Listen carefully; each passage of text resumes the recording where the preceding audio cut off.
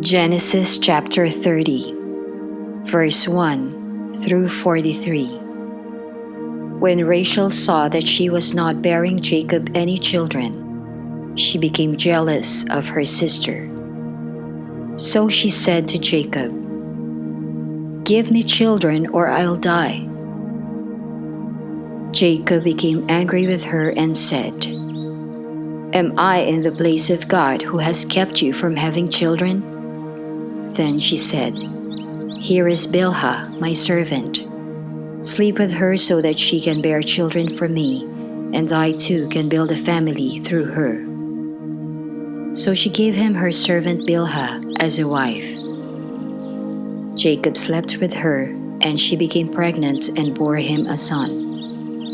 Then Rachel said, "God has vindicated me. He has listened to my plea and given me a son." Because of this, she named him Dan. Rachel's servant Bilhah conceived again and bore Jacob a second son. Then Rachel said, "I have had a great struggle with my sister, and I have won." So she named him Naphtali. When Leah saw that she had stopped having children, she took her servant Zilpah and gave her to Jacob as a wife. Leah's servant Zilpah bore Jacob a son. Then Leah said, "What good fortune!" So she named him Gad. Leah's servant Zilpah bore Jacob a second son. Then Leah said, "How happy I am! The women will call me happy." So she named him Asher. During wheat harvest, Reuben went out into the fields and found some mandrake plants, which he brought to his mother Leah. Rachel said to Leah, "Please, give me some of your son's mandrakes." But she said to her, "Wasn't it enough that you took away my husband? Will you take my son's mandrakes too?" "Very well," Rachel said. "He can sleep with you tonight in return for your son's mandrakes." So when Jacob came in from the fields that evening, Leah went out to meet him. "You must sleep with me," she said. "I have hired you with my son's mandrakes." So he slept with her that night. God listened to Leah, and she became pregnant and bore Jacob a fifth son. Then Leah said, "God has rewarded me for giving my servant to my husband." So she named him Issachar. Leah conceived again and bore Jacob a sixth son. Then Leah said, "God has presented me with a precious gift.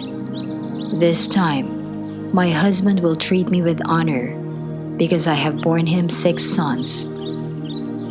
So she named him Zebulun. Sometime later, she gave birth to a daughter and named her Dinah. Then God remembered Rachel.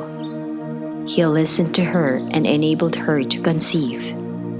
She became pregnant and gave birth to a son and said, "God has taken away my disgrace."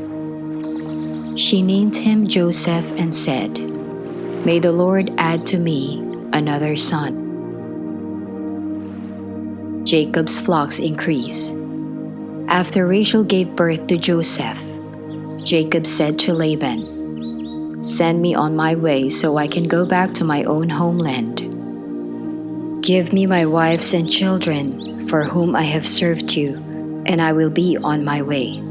You know how much work I've done for you." But Laban said to him, "If I have found favor in your eyes, please stay.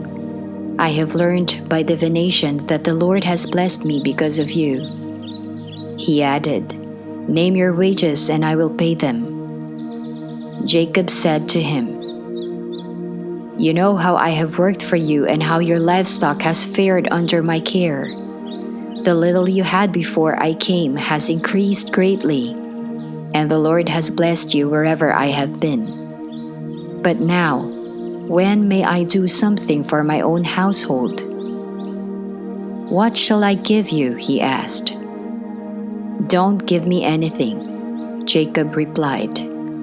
"But if you will do this one thing for me, I will go on tending your flocks and watching over them.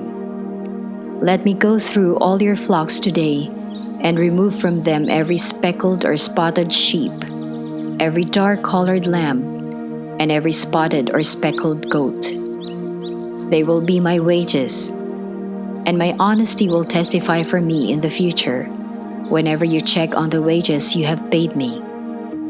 Any goat in my possession that is not speckled or spotted, or any lamb that is not dark-colored, will be considered stolen." "Agreed," said Laban. "Let it be as you have said." That same day he removed all the male goats that were streaked or spotted, and all the speckled or spotted female goats, all that had white on them, and all the dark-colored lambs, and he placed them in the care of his sons. Then he put a 3-day journey between himself and Jacob, while Jacob continued to tend the rest of Laban's flocks. Jacob, however, took fresh-cut branches from poplar, almond, and plane trees and made white stripes on them by peeling the bark and exposing the white inner wood of the branches. Then he placed the peeled branches in all the watering troughs, so that they would be directly in front of the flocks when they came to drink. When the flocks were in heat and came to drink, they mated in front of the branches. And they bore young that were streaked or speckled or spotted. Jacob set apart the young of the flock by themselves, but made the rest face the streaked and dark-colored animals that belonged to Laban.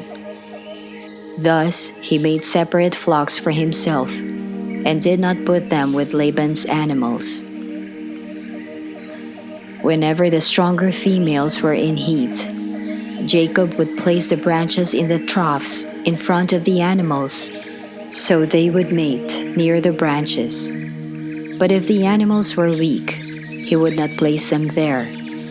So the weak animals went to Laban, and the strong ones to Jacob. In this way, the man grew exceedingly prosperous, and came to own large flocks, and female and male servants, and camels and donkeys.